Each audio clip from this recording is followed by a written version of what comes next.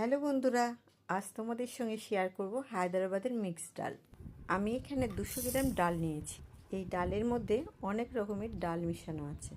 এবার ডালটা ধুয়ে প্রেসার কুকারে দিয়ে দেবো, সাথে 4টে কাঁচা লঙ্কা আর নুন দিয়ে সিদ্ধ করে নেব। প্রেসারে 3টে সিটি দিয়ে নামিয়ে নিয়েছি। দেখো ডালটা কত সুন্দর সিদ্ধ হয়ে গেছে। এবার কড়াইতে তেল গরম করে সর্ষে, শুকনো লঙ্কা, কারি পাতা ফোড়ন দিয়ে নেড়ে চেড়ে ভেজে নেব। যখন সুন্দর গন্ধ বেরোবে, কুচনো পেঁয়াজ আর গ্রেট করা রসুন দিয়ে হালকা লাল করে ভেজে নিয়ে কেটে রাখা টমেটো আর নুন আর হলুদ দিয়ে কিছুক্ষণ নাড়াচাড়া করার পর সিদ্ধ করা ডালটা ঢেলে দেবো। আর অল্প জল দিয়ে ডালটাকে ভালো করে ফুটিয়ে ঘন করে নিয়ে ধনেপাতা দিয়ে নামিয়ে নিলে তৈরি আমাদের মিক্সড ডাল।